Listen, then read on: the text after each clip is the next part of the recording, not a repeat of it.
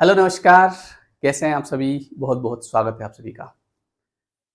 सबसे ज़्यादा जो कमेंट मुझे मिलते हैं या जो इंस्टा पे जो मैसेज आते हैं वो यही वाले आते हैं कि सर आप कहते हैं कि शादी होना प्रारब्ध है, पहले से तय है। तो जब शादी होना और जिस इंसान से होना पहले से तय है, तो फिर ईश्वर जो है वो हमें ऐसे लोगों से क्यों मिलाता है जिनसे हमारी शादी नहीं होना है? भगवान क्यों मिलाता है ऐसे लोगों से? आपने गाना सुना होगा कि मेरी किस्मत में तू नहीं शायद, क्यों तेरा इंतज़ार करता हूँ। मैं तुझे कल भी प्यार करता था, मैं तुझे अब भी प्यार करता हूँ। तो प्यार करना हमारे हाथ में है, लेकिन शादी जो होना या नहीं होना, ये कॉन्ट्रैक्ट में देखना पड़ेगा। ये कॉन्ट्रैक्ट के हिसाब से चलता है, जिस सोल से आप कॉन्ट्रैक्ट करके आए हैं। आज हम बात करने वाले हैं, आपका जो सवाल होता है, जो सबसे ज़्यादा आप पूछते हैं कि जब किसी इंसान से शादी नहीं होनी है, तो उसको मिलाया क्यों जाता है? तो इसको समझिए थोड़ा-सा। आपने इसके बारे में तो शायद सुना ही होगा और आजकल तो बहुत ज़्यादा इसके बारे में सुनने को आपको मिलता होगा क्योंकि वीडियोज़ आजकल यूट्यूब पे हर इन्फॉर्मेशन अवेलेबल है। पहले ये जानकारी में लोगों के होता नहीं था, आजकल तो है। Soul contract. अब जो आप कहते हैं ना कि अगर भगवान को किसी से हम हमारी शादी नहीं करवानी है, तो उससे हमको क्यों मिलाता है? इसको समझना। सोल कॉन्ट्रैक्ट होता है कि इसको एक एग्ज़ाम्पल के माध्यम से समझाता हूँ। आपने देखा है ये जो ऋषि मुनि होते हैं, ये पहाड़ों पे जाके तपस्या करते हैं, हिमालय पे जाके बैठ जाते हैं। ये वहाँ पे जाके क्यों बैठते हैं? क्योंकि ये कोई कर्म नहीं करना चाहते। ये कर्म से मुक्त होना चाहते हैं, ना कुछ लेना, ना कुछ देना। अगर कहीं से आ जाए आसमान से, मतलब किसी भी भगवान व्यवस्था करता है खाने की, आसमान से मतलब ऐसा नहीं कि ऊपर से टपक जाएगा। किसी भी माध्यम से भगवान ने व्यवस्था कर दी, किसी के हाथ भिजवा दिया या कुछ भी, है ना? तो वो खाते हैं और अपना ध्यान लगाते हैं और कोई कर्म नहीं करते हैं क्योंकि वो कर्म बंधन से मुक्त होना चाहते हैं। लेकिन हम चूँकि इंसान हैं, तो हमसे कर्म कुछ न कुछ तो बनता रहेगा। अब मान लीजिए कि एक एग्जाम्पल है कि आपने मार्केट में देखा एक छोटा-सा पप्पी, है ना? एक कुत्ते का बच्चा। अब आपने देखा वॉव! कितना प्यारा पपी है ना? तो इसको खरीद लेते हैं। ठीक है भैया, आपने इसको खरीद लिया। या मान लीजिए कि ये कहीं बाज़ार में आपने देखा, है ना? और वहाँ से आप इसको उठा के घर पे लेके आ गए। बोले मुझे ये बहुत प्यारा लग रहा है, मैं इसको लेके आ जाती हूँ। एक उदाहरण, या मैं इसको लेके आ जाता हूँ, जो भी है।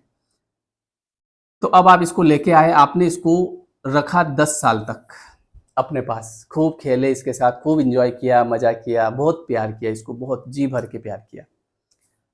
अब क्या हुआ कि 10 साल बाद ये अब आपके कोई काम का नहीं बचा, है ना? इसको कोई प्रॉब्लम हो गई, कोई बीमारी हो गई या ये परेशान होने लग गया या कुछ भी तो अब आपने कहा यार क्या करें यार, इससे परेशान हो गए, तो अब आप इसको कहीं अकेले में छोड़ के आ गए। अब जब आप इसको अकेले में छोड़ के आ गए, तो चूँकि पहले ये आपको जानता नहीं था, तो आपका इससे कोई प्रेम था नहीं। अब आपने इसको 10 साल तक बहुत प्रेम दिया, बहुत अच्छा रखा। अब अचानक से आप इसको छोड़ के आ गए और जब इसने देखा कि यार आप इसके साथ नहीं हैं, चूँकि इसको भी आपसे प्रेम हुआ, है ना? तो अब ये परेशान हुआ, दुखी हुआ और कहीं न कहीं कैसे न कैसे करके इसने अपना जीवन निकाला, लेकिन इसके दिमाग में एक ही चीज़, वो दुःख जो आपने इसको दिया, आप इसको क्यों छोड़ के आए? अब क्या होगा?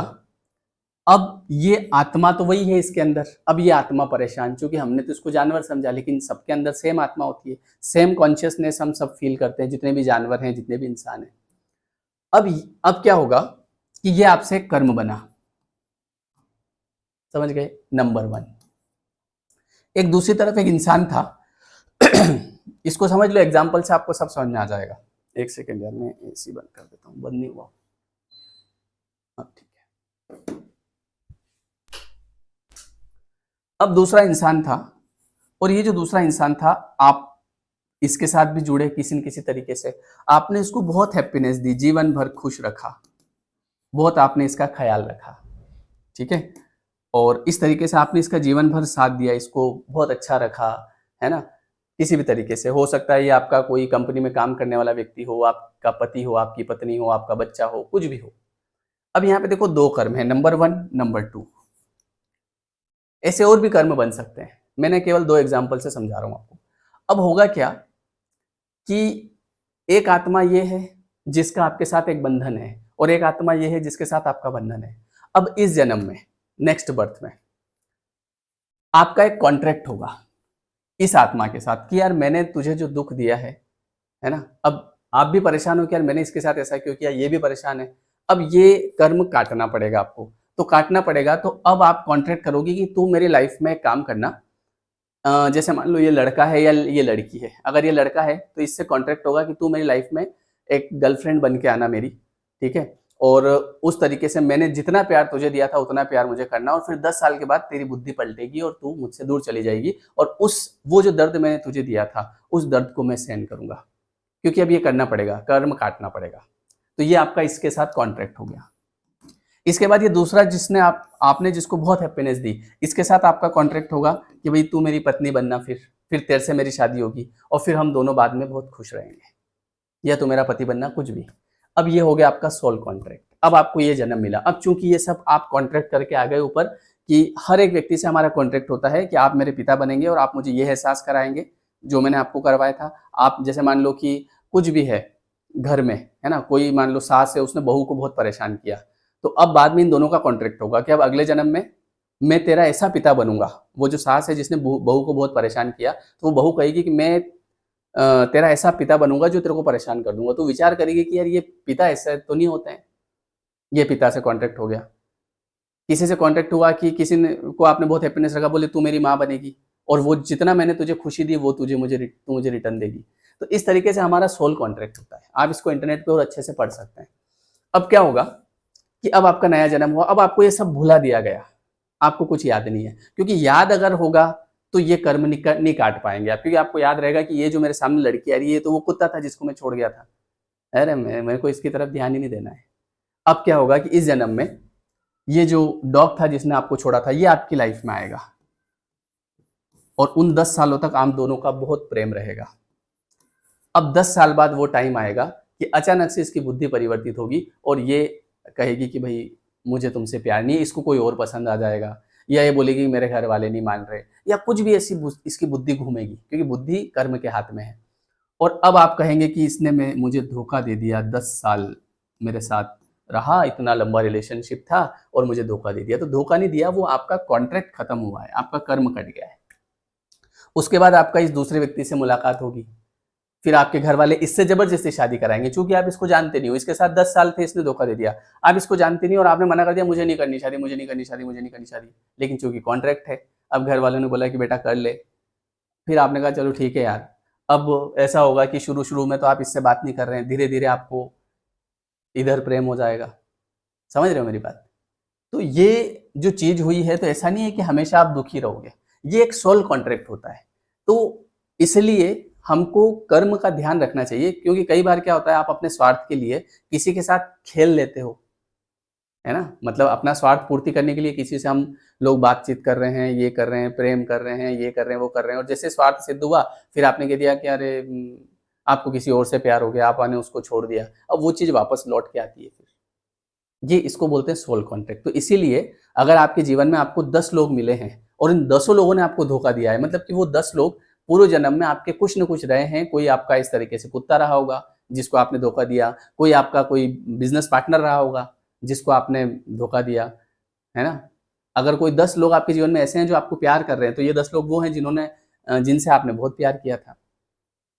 तो इसीलिए जो हम कहते हैं ना कि भगवान को अगर किसी से हमको शादी नहीं करवानी तो उसको जीवन में क्यों लाते हैं? ऐसे थोड़ी ऊपर से भगवान लेके आ रहे हैं, भाई इसके जीवन में इसको भेज दो, इससे प्यार करवा दो, चलो इसका दिल तोड़ दो।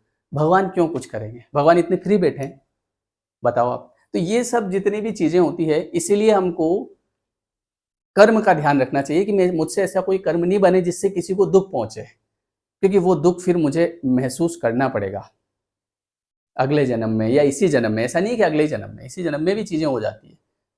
तो ये इसको बोलते हैं सोल कॉन्ट्रैक्ट। इसलिए अगर आपके जीवन में मान लो 4 लोग आए और उन 4 लोगों ने आपको धोखा दे दिया, तो आप समझ लो कि वो 4 लोग वो थे जो पिछले जन्म में कुछ न कुछ कॉन्ट्रैक्ट रहा होगा, और ये सब कॉन्ट्रैक्ट हम साइन करके आते हैं। मतलब हम सब ये बातचीत करके आते हैं कि जो मैंने तुझे दर्द दिया, वो तू मुझे इस तरीके से, और हमको पता भी नहीं चलेगा कि यार ये कौन है? क्योंकि हम तो उसको ऐसे देख रहे हैं, अरे ये तो जानवर है, ये तो लड़की है, ये तो लड़का है। लड़का-लड़की कुछ नहीं चलता है, यहाँ पे चलता है आत्मा का खेल। हो सकता है पिछले जन्म में आप लड़के थे, इस जन्म में आप लड़की बन जाओगे। पिछले जन्म में आप सास थे, इस जन्म में आप बहू बन जाओगे, कुछ भी। हालाँकि सास भी कभी बहू थी। पर एक बात है, तो इसलिए परेशान नहीं होना। अगर मान लो आपके साथ ऐसा कुछ हुआ है, कोई आपके साथ 5 साल था, उसने आपको धोखा दे दिया, तो आप ये समझो कि ये मेरा सोल कॉन्ट्रैक्ट था, खत्म हो गया, अब मुझे परेशान नहीं होना है, अब आगे ईश्वर जो भी करेगा बढ़िया करेगा, और मुझे अब किसी के साथ ये ऐसा कोई कर्म नहीं करना है। क्योंकि ऐसे लोग कर्म कर रहे हैं अपने स्वार्थ के लिए, अपने स्वार्थ पूर्ति के लिए लोगों से वादे करते हैं, बोले मैं तुझसे शादी करूंगा, और पता नहीं क्या क्या करते हैं, और बाद में फिर बदल जाते हैं। ऐसा नहीं कोई कर्म छूटेगा, कोई कर्म नहीं छूटता है, हर कर्म लौट के आएगा। इसीलिए हमेशा अलर्ट रहें चीज़ों को लेके कि जो आप कर रहे हैं वो वापस लौट के आएगा, कभी भी लौट के आएगा, पर आएगा तो जरूर, वो कर्म कटेगा नहीं।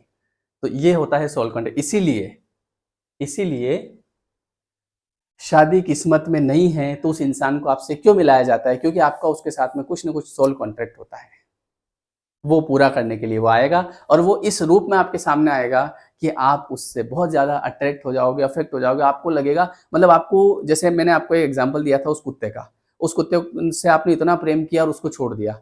अब जब उसको ज़रूरत थी तब आपने उसको छोड़ दिया। तो वैसे ही अब अगले जन्म में वो कुत्ता कुछ ऐसे रूप में आएगा आपके सामने कि आपको उससे इतना स्नेह हो जाएगा, इतना स्नेह हो जाएगा कि फिर आप जैसे ही चरम सीमा होगी स्नेह की, और कहीं न कहीं वो फिर चला जाएगा। बोले भैया अब मैं जा रहा हूँ। फिर आप बोलोगे कि देखो मेरे साथ क्या हो गया, भगवान ने मेरे साथ क्या कर दिया। भगवान नहीं करते हैं, जो भी करते हैं हम करते हैं। इसीलिए जो ऋषि मुनि होते हैं ना, ये पहाड़ पे जाके रहते हैं। क्यों? क्योंकि वहाँ इनको कोई कर्म नहीं करना है, किसी को ना कुछ देना है, ना किसी से कुछ लेना है। मतलब कर्म बंधन में पड़ना ही नहीं है, इनको कर्म बंधन से मुक्त होना है, मोक्ष। इसलिए पहाड़ पे लोग जाते हैं, हिमालय पे जाते हैं। क्योंकि अभी घर पे रहेंगे तो घर पे कर्म बनेगा, है ना? कभी कुछ मच्छर मार दिया, कभी कुछ कर दिया, कभी चूहा घुस गया, मार दिया, उसको फेंक दिया। तो ये सब कर्म काटने पड़ते हैं, समझ गए? तो इसीलिए ये जो साधु होते हैं, ये चुपचाप बैठे रहते हैं, बोलते भी नहीं है ये, चुपचाप। हाँ, किसी से काम की बात करेंगे, फालतू बात नहीं करेंगे। कर्म किसी से जो मिल गया, आसमान से भगवान ने दे दिया किसी भी तरीके से, उसको खा लेंगे। नहीं तो ये नहीं कि वह किसी से, और चूंकि अगर कुछ लेना होता है तो ये जनरली होता है ना, खाने पीने के लिए, है ना, जो साधारण चीज़ें, पर कुछ भी ऐसे वैसे कर्म नहीं करेंगे जिससे ये फिर से कर्म बंधन में पड़ जाए। तो ये जितने भी लोग आपसे मिल रहे हैं और अगर बहुत प्रेम करने के बाद बदल रहे हैं, तो ये आपके सोल कॉन्ट्रैक्ट होते हैं। और एक और बात हमेशा याद रखो, शादी जिससे होना है उसी से होगी। भले उसके पहले आपके जीवन में 10 लोग आ गए, पर उससे नहीं होना है। वो जो 10 लोग हैं वो कौन है? Soul contract. और सोल कॉन्ट्रैक्ट का मतलब बहुत सारे लोग ये समझते हैं कि बस शादी वाला ही होता है। नहीं, शादी वाला नहीं, कुछ भी हो सकता है, किसी भी तरीके से होता है। आपके पिता, माता, भाई, बहन, दोस्त, कोई भी हो सकता है, समझ रहे हो? और हर व्यक्ति का जीवन में आने का मतलब ये नहीं होता है कि उससे आपकी शादी हो जाएगी। बहुत लोग आते हैं जीवन में, बहुत तरीके से मिलते हैं, सबसे शादियाँ नहीं होती। शादियाँ तो उसी से होती है जिससे होनी है। और शादी में भी ऐसा होता है कि अगर किसी आत्मा को आपने बहुत परेशान किया, पूरे जीवन परेशान किया, तो वो आपके जीवन में आपका पति या पत्नी बन के आएगा, फिर वो परेशान किया। किसी आत्मा को आपने बहुत सुख दिया, तो अगले जन्म में वो आपके जीवन में एक अच्छा व्यक्ति बन के आएगा, आपको वो चीज़ लौटा के जाएगा। सेटलमेंट करना पड़ता है। समझ में आया?